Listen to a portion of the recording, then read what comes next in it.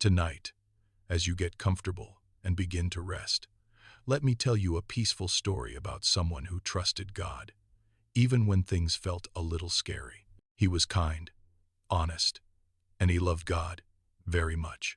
Every day, no matter what, Daniel would stop and pray. He enters his private chamber, closing the heavy wooden door behind him. The morning sun streams through the window, illuminating his prayer rug. He would quietly talk to God. He whispers words of gratitude to the divine, his lips moving softly. And even though Daniel lived in a busy kingdom, his heart was always calm, because he knew God was with him. In the afternoon, he pauses his work to pray once more. Now, there were some people who didn't like Daniel.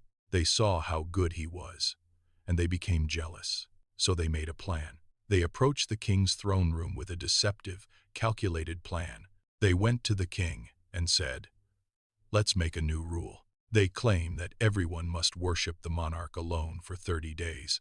The king, unaware of their malice, signs the royal decree. A heavy seal is pressed into the hot wax of the document. The decree is posted on the palace walls for all to see. Daniel reads the new law, his eyes scanning the harsh, restrictive words. But Daniel still loved God. He walks back to his room, his pace steady and purposeful. The evening air flows into the room, cool and refreshing. He knelt down and began to pray. He didn't shout. He didn't panic. He simply trusted.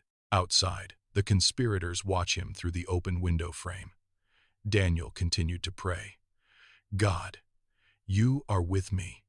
I will trust you." They smile, knowing their trap has finally caught the righteous man. They rush back to the king to report Daniel's blatant defiance. The king looks distressed, realizing he has been tricked by them. He paces the floor, his hands clasped tightly behind his back. Guards are dispatched to Daniel's chamber to arrest him immediately. Daniel stands up, meeting the guards with a gentle, steady gaze. They seize Daniel by the arms, dragging him toward the palace courtyard. Daniel is led past the jeering courtiers who orchestrated his downfall. He does not resist as they lead him away from his home. Daniel was taken to the king. The king meets them in the courtyard, his face full of regret. He tries to find a way to save his loyal friend, but the rule could not be changed. The conspirators insist that the law of the land must stand. The king sighs, his shoulders slumping under the weight of duty. Daniel is led toward the dark, cavernous pit of the lions. They reach the edge of the dark, cavernous lion's den. The smell of wild beasts fills the damp, cold air. Daniel looks down into the darkness, his faith unshaken and strong. He takes a deep breath, preparing for the descent below. Heavy ropes are tied around Daniel's waist by the guards. The guards lower him into the pit using thick, rough ropes. The guards pull the ropes up and retreat from the edge. His feet touch the cold stone floor of the lion's den. Big lions with heavy paws and quiet breathing.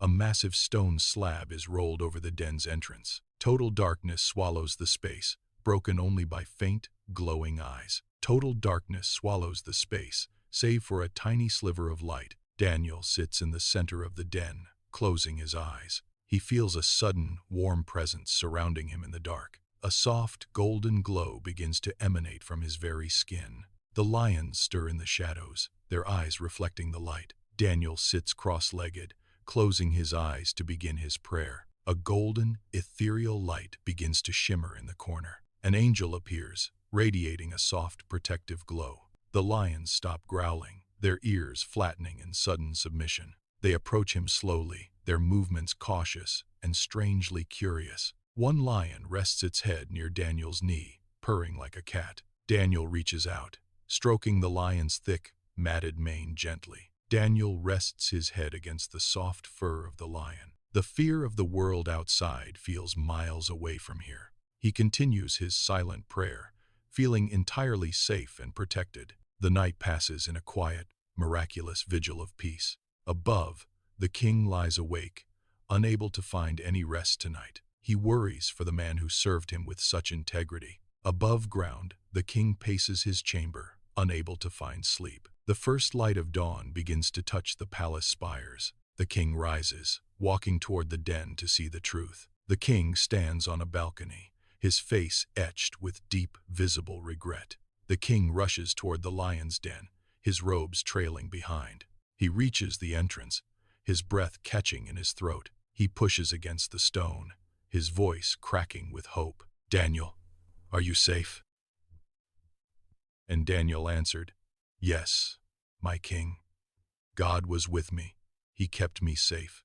The king gasps, tears of relief streaming down his face. He commands the guards to move the heavy stone immediately. Sunlight pours into the den, illuminating the peaceful scene.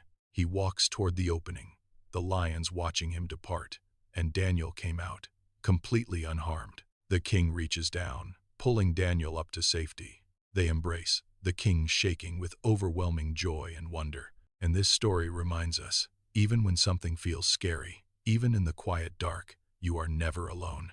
You are never alone. God is always with you, watching over you, just like he watched over Daniel. The king declares that all must honor Daniel's living God. So tonight, as you close your eyes, remember this: you are safe, you are loved, and God is with you, always.